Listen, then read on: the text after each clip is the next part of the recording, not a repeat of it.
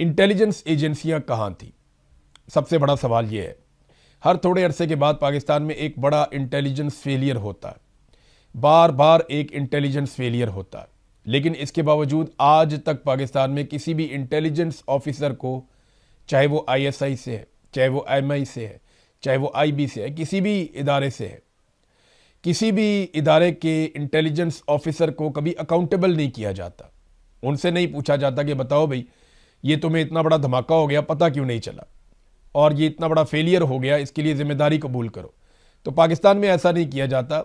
दुनिया के मुअज़्ज़िब जो ममालिक हैं, वहाँ पे इंटेलिजेंस अफसरान खुद ही इस्तीफ़े दे देते हैं कि हम आवाम की हिफाजत करने में नाकाम रहे।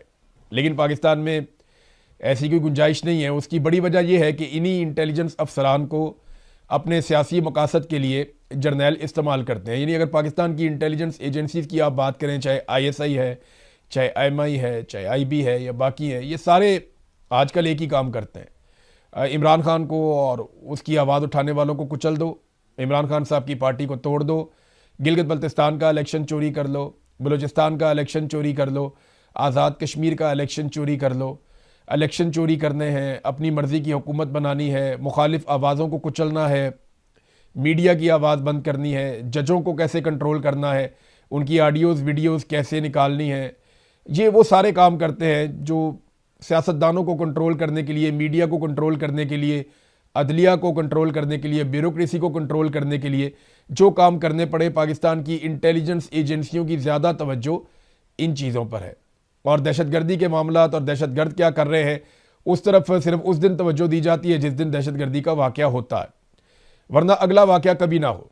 यानी वाक़यात को रोका जा सकता है, आप इंटेलिजेंस के ज़रिए से आप रोक सकते हैं किसी वाक़े को होने से पहले। लेकिन बड़े बड़े वाक़यात जो पाकिस्तान में लगातार दहशतगर्दी के हो रहे हैं, वो इस बात का सबूत है कि दहशतगर्दी कंट्रोल करने में पाकिस्तान का इंटेलिजेंस फेलियर हो रहा है। और इंटेलिजेंस एजेंसियों की नाकामी की सबसे बड़ी वजह यह है कि उन्हें उनके असल काम से हटाकर सियासतदानों के पीछे लगा दिया गया है। और ये हमेशा डिक्टेटर्स करते रहे, अब भी यही हो रहा है।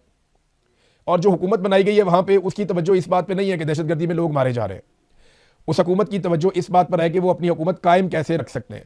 यानी सरफराज भुट्टी को जिस वक्त विक्टिम्स के साथ होना चाहिए था, उन लोगों के साथ होना चाहिए था जो धमाके के अंदर मुतासिर हुए, उन लोगों के साथ होना चाहिए था जो लोग इस वक्त बाहर खाए हुए हैं, जो परेशान हैं, या सिक्योरिटी फोर्सेज के साथ खड़े होना चाहिए था, या इस वक्त उनको बड़ी अहम मीटिंग्स ले रहे होना चाहिए था। उस वक्त सरफराज भुट्टी एयरपोर्ट पहुंचता है और वो जाकर मोहसिन नकवी का इस्तकबाल करता है। वजह यह है कि मोहसिन नकवी आसिम मुनीर का खास आदमी है, बहुत करीबी है। तो मोहसिन नकवी को खुश रखोगे तो आसिम मुनीर खुश रहेगा, आसिम मुनीर साहब खुश रहेंगे तो जनाब आप वज़ीर आला के ओहदे के ऊपर बरकरार रह सकते हैं। वरना आपकी जगह वो एक जुम्बिश कलम से या ज़बानी कलामी दो जुमले बोलकर वो आपको वज़ारत आला से हटाकर किसी और वज़ीर आला को बलूचिस्तान में लाकर लगा देंगे। तो आप प्रायोरिटी चेक करें ना, आप तरजीहात चेक करें। वज़ीर आला की तरजीहात में विक्टिम्स नहीं है, वज़ीर आला की तरजीहात में वो लोग नहीं हैं जिनके साथ ज़्यादती हुई है।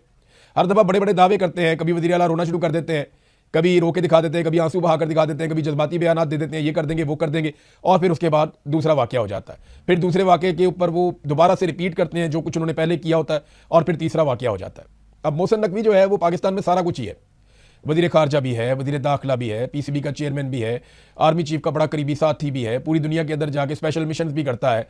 तो कोई ऐसी चीज़ नहीं है जो मोहसिन नकवी के इख्तियार से बाहर रखी हो मौजूदा निज़ाम में। और ये आसिम मुनीर साहब की बदौलत है। जैसे ही वो आते हैं, आर्मी चीफ बनते हैं, वो सबसे पहले कोशिश करते हैं मोहसिन नकवी को लगाते हैं वज़ीर आला पंजाब निगरान, और फिर 1 साल तक उसे वज़ीर आला पंजाब रखते हैं। उसके बाद फिर वो मोहसिन नकवी को एक के बाद एक हर तरह का ओहदा देते हैं।